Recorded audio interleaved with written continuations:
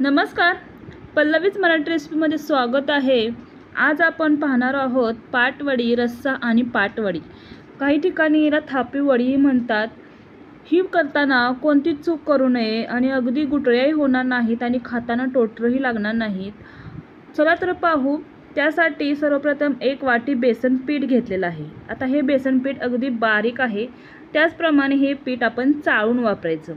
चाळून वापरलं ना पीठ की वडीमध्ये गुटळ्या होत नाहीत आणि वडी करायला सोपं जातं। अशा प्रकारे पीठ चाळून वापरायचं। ही चूक करायची नाही की एकदमच पीठ घ्यायचं आणि डायरेक्ट घालायचं, तर चाळून वापरलं ना की गुटळ्या होत नाहीत। आता आपण मसाला तयार करणार आहोत। त्यासाठी 8-9 पाकळ्या लसूण घेतला आहे, थोडंसं आलं। लसूण जास्त वापरला की वडी रुचकर लागते। त्याचप्रमाणे कोथिंबीर, 1 चम्मच जिरा आणि हिरव्या मिरच्या। हिरव्या मिरच्यांचंही प्रमाण थोडं जास्त घ्यायचं, कारण ही वडी आहे ती तिखट छान लागते। जर तुम्हाला तिखट जास्त आवडत असेल तर इथे तुम्ही जास्त मिरच्या घालू शकता, कमी घालूही शकता। आता अशा प्रकारे पाणी न घालता वाटण तयार करून घ्यायचं। आता आपण ज्या भांड्यामध्ये ही वडी तयार करणार आहोत त्या भांड्याला सर्वप्रथम तेल अशा प्रकारे थोडंसं लावून घ्यायचं। अशा प्रकारे केलं ना की आपलं जे वडी करताना पीठ आहे ते खाली अजिबात चिटकत नाही। थोडंसं तेल लावून घ्यायचं आणि आता आपण 2 ते 3 चम्मच तेल घेतलेलं आहे। त्यामध्ये थोडी मोहरी टाकायची। थोडीशी मोहरी तडतडी आली की त्यामध्ये हा आपण मसाला घालायचा आणि थोडासा मसाला भाजून घ्यायचा। आता भाजल्यानंतर यामध्ये थोडंसं हिंग घालायचं, हळद घालायची। हिंग जरूर घाला, अगदी वडी खमंग लागते। आता हा मसाला छान भाजला की यामध्ये पाणी घालायचं। पाण्याचं प्रमाण किती घ्यायचं, जेवढं आपण बेसन पीठ घेतले ना त्याच्या दीड पट पाणी वापरायचं। इथे 1 वाटी बेसन पीठ घेतलं होतं तर मी 1.5 वाटी पाणी घातलेलं आहे। चवीनुसार मीठ घालायचं। गॅस स्लो ठेवायचा आणि थोडं पाणी गरम झालं की यामध्ये हे बेसन घालायचं। बेसन घातल्यानंतर जे आपलं लाटणं असतं ना त्याचा वापर करून हे मिक्स करायचं। अजिबात गुटळी होत नाही आणि आपल्याला ही वडी तयार करताना जास्त मेहनतही घ्यावी लागत नाही। पहा, अशा प्रकारे मिक्स केली की गुटळ्या पहा अजिबात होत नाहीत। उरलेलं पीठ होतं तेही मी अशा प्रकारे घातलेलं आहे। पीठ घालताना अगदी थोडं थोडं पीठ घालायचं, जेणेकरून गुटळ्या होणार नाहीत। अशा प्रकारे पीठ आपण घालून घ्यायचं। पाण्याचं प्रमाण योग्य असलं ना की वडी व्यवस्थित होते आणि खाताना टोटर लागत नाही किंवा वडीमध्ये गुटळ्याही होत नाहीत। थोडंसं वरून अशा प्रकारे तेल सोडायचं, गॅस बंद करायचा आणि ही झाकून ठेवायची वडी। पहा, छान आता आपले पीठ शिजलेलं आहे। अशा प्रकारे हे मिक्स करून घ्यायचं। आता इथे मी केळाच्या पानाला थोडंसं तेल लावून घेतलेलं आहे। जर केळाचं पान नसेल तर तुम्ही प्लेटला जरी तेल लावून घेतलं तरी चालेल। आणि हे मिश्रण गरम असतानाच अशा प्रकारे थापण्यासाठी घालायचं।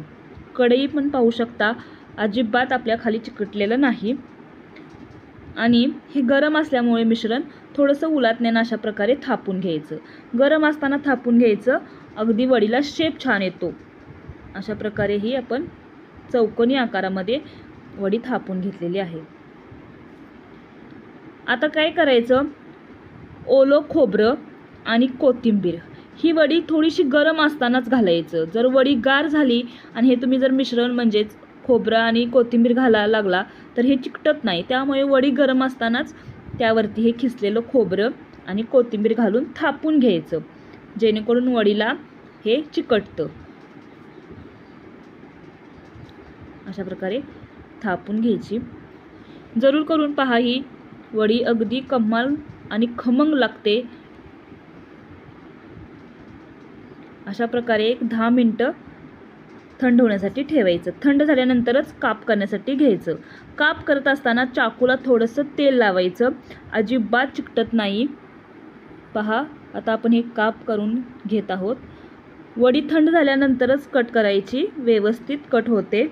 गरम असताना कट करायला घ्यायची नाही। आणि अशा प्रकारे वडीच्या शेपमध्ये आपण आता कट करून घेत आहोत। सुरीला तेल लावायला विसरू नका। अजिबात चिकटत नाही आपली वडी आणि काप ही छान आपले निघतात.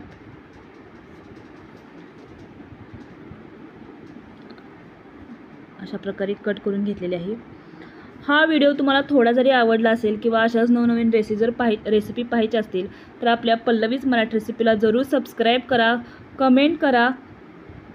पहा आपली वडी किती छान झालेली आहे.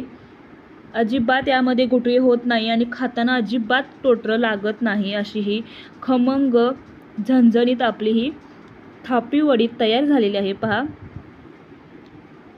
आता आपण रस्सा कसा तयार करायचा ते पाहणार आहोत. त्यासाठी सर्वप्रथम मसाला आपण भाजून घेणार आहोत. तवा थोडासा गरम झाला की यामध्ये सुकं खोबरं घालायचं.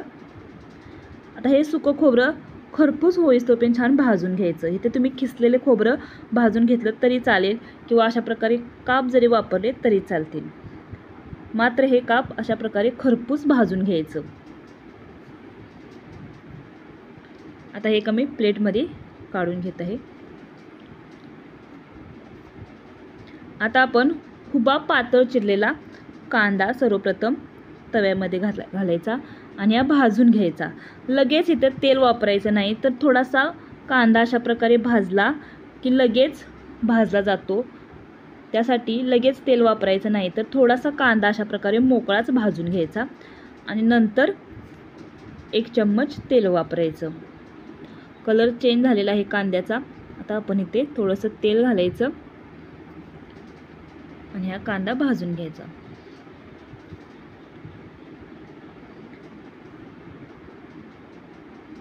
आता इथे आपण हुबा बारीक चिरलेला टोमॅटोही एक घातलेला आहे, तोही छान भाजून घ्यायचा. कांदा टोमॅटो भाजत असताना गॅसची फ्लेम आहे ती थोडीशी वाढवायची, कमी करायची, वाढवायची. अशा पद्धतीने केलं नाही हे कांदा टोमॅटो पटकन भाजला जातो. आता यामध्ये 8-9 पाकळ्या लसूण, आले आणि हिरवी मिरची.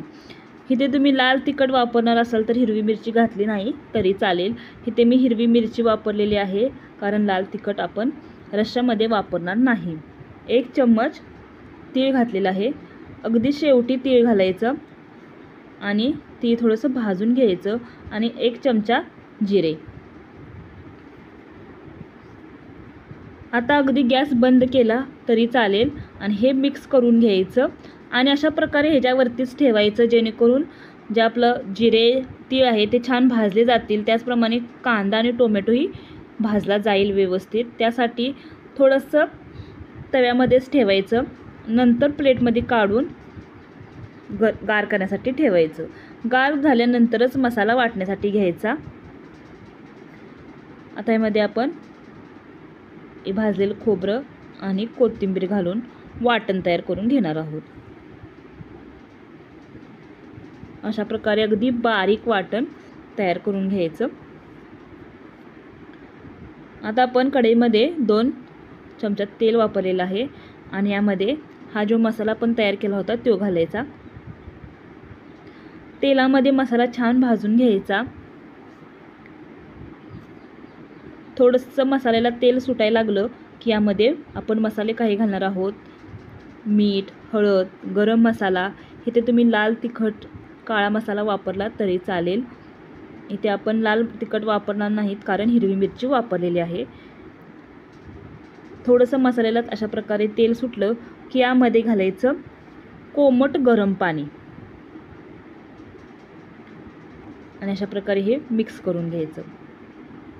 तुम्हाला जेवढा रस्सा पाहिजे आहे घट तेवढा आपण पाणी घालायचं.